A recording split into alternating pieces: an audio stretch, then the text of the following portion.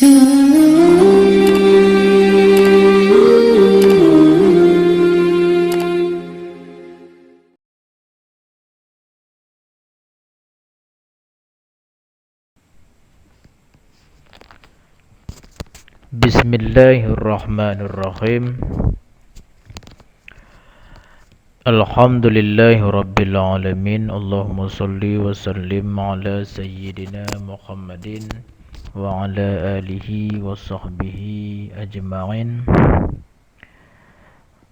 Allahumma inna nas'aluka fahman nabiyyin wa khifdhal mursalin wa ilhamal malaikatil muqarrabin. Allahumma aghnina bil ilmi wa zayyinna bil khilmi wa akrimna bit taqwa jammilna bil afiyati ya arhamar rahimin.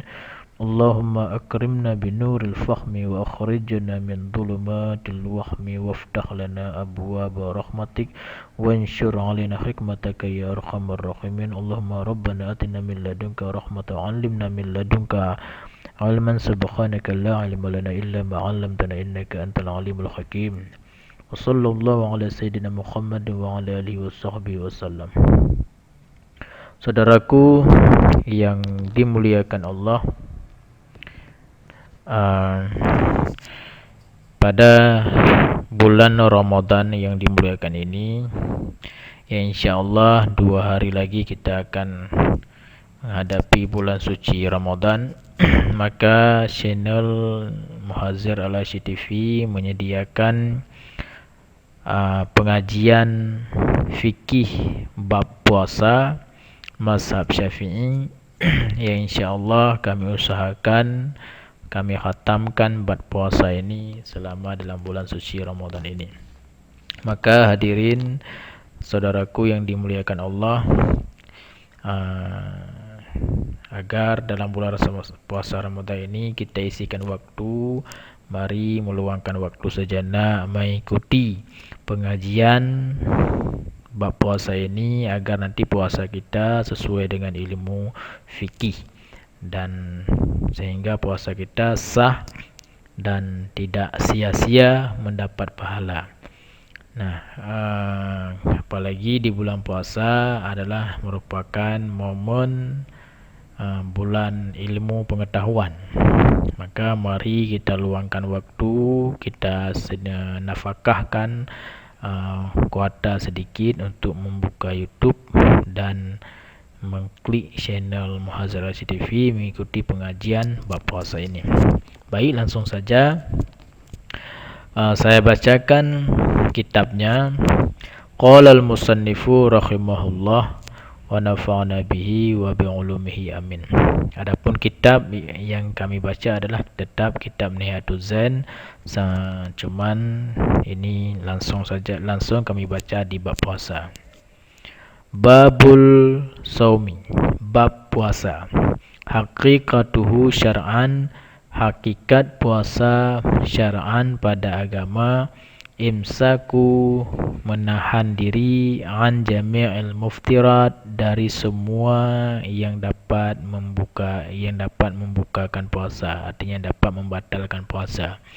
Ala wajhin makhsusin, atas apa menahan diri itu, atas ketentuan yang makhsus, yang terkhusus. Jadi itulah makna puasa ya secara agama atau secara istilah adalah imsak, menahan diri dari semua perkara yang dapat membatalkan puasa. Maka semua perkara yang dapat membatalkan puasa itu nanti juga akan dibicarakan selanjutnya. Ala wajhin maksusin, menahan diri itu atas wajah atau metode maksus yang khusus. Nah, itu metode maksus itu nanti juga akan diuraikan. Maka jika kita ikuti sampai khatam bab puasa ini, kita akan paham sendirinya nanti. Kemudian lanjutannya, wasaumu Ramadan fardun bil ijma'i, dan puasa Ramadan ini adalah fardu, maknanya wajib. Wajib apa? Wajib ain, wajib atas setiap individu orang muslim yang sudah balik berakal. Bil ijma'i, dengan apa wajib? Dengan ijma'. Artinya ijma' semua ulama dan semua mazhab bahawa puasa Ramadan ini wajib. Maklumun yang dapat diketahui kewajiban puasa Ramadan ini minad din daripada agama Islam bidarurati dengan mudah. Artinya mudah, tidak perlu meneliti yang sangat jauh, tapi cukup ini setiap orang Islam yang sudah balik itu sudah tahu bahwa puasa itu wajib. Begitu, itu makna darurah. Fayakfiru jahiduhu, maka kafirlah karena maklum minad din bidarurah, maka kafirlah jahiduhu, orang yang mengingkari wajib puasa. Siapa saja orang Islam yang mengingkari tidak wajib puasa, maka dia itu secara otomatis langsung jadi orang kafir. Illa idza kanlan, kecuali baru tidak jadi kafir apabila adalah yaitu orang jahil, orang yang maknanya tidak ada ilmu agama. Karena nasya'a, kenapa dia jahil? Nasya'a, yang hidup dia itu bibadiyatin ba'idatin anil ulama, di daerah ba'idah yang jauh anil ulama, dari ulama. Hidupnya itu di daerah yang jauh dari ulama, sehingga dia tidak sampai dakwah Islam, tidak sampai pengajian-pengajian Islam di tempatnya itu. Nah, sehingga dia membuat dia itu jahil, bodoh total. Maka sehingga dia ketika ditanya kenapa tidak berpuasa, sehingga dia jawab tidak wajib puasa atas saya. Nah, ini orang ini tidak jadi kafir. Nah, kalau ada yang seperti ini, au kana qariba ahdin bil islami, atau adalah yaitu qarib, dekat, ahdi, masa, bil islami, dengan masuk Islam. Jadi orang yang baru saja masuk Islam sehingga dia tidak ada ilmu pengetahuan tentang Islam. Jadi maka dia tidak tahu bahwa puasa itu wajib atas dia. Ini juga tidak kafir kalau dia mengingkari berpuasa Ramadan. Wa man taraka shaumahu, dan barang siapa meninggalkan puasa Ramadan, ya, li ghairi uzrin, karena tiada uzur, min safarin, daripada musafir, berpergi jauh, wa mardin, dan dari karena sakit, ghaira jahidin, yang tidak mengingkari, liwujubihi, bagi wajib puasa. Ka'an qala, seperti bahwa dia berkata, as-shaumu wajibun alayya, puasa itu wajib atas saya, walakin la asumu, akan tetapi saya tidak berpuasa. Nah, jadi barang siapa meninggal puasa karena tanpa uzur, tidak ada uzur, dia meninggalkan puasa Ramadan, tidak berpuasa. Nah, min apa, dari musafir atau sakit. Ini maksudnya musafir sakit ini penjelasan tentang uzur. Maka min itu min bayan uzur. Uzurnya itu apa? Seperti misalnya dia musafir. Karena kalau orang musafir itu ada uzur bahwa dia itu karena musafir dalam agama punya legalitas dibolehkan berbuka walaupun wajib qada. Begitu juga orang sakit punya legalitas untuk berbuka puasa. Jadi itu contoh uzur. Jadi tidak ada musafir, tidak ada sakit, pokoknya tidak ada uzur, dia meninggalkan puasa. Ghaira jahidin, dan dia tidak mengingkari wajib puasa. Misalnya dia berkata, puasa itu tetap wajib atas saya, tetapi saya tidak berpuasa hari ini. Nah, ini kalau kedapatan orang yang seperti ini, khubisa, maka dipenjarakan. Wa muni'a minat ta'am, dan dia dilarang daripada makan, wasyarbi, dan wasyarabi, dan minum, naharan, pada siang hari itu. Jadi ditangkap dan dia dilarang makan dan minum pada hari itu. Ini hukum fikih bagi orang yang seperti ini. Litahsila lahu suratus shaumi, supaya hasil baginya itu bentuk puasa.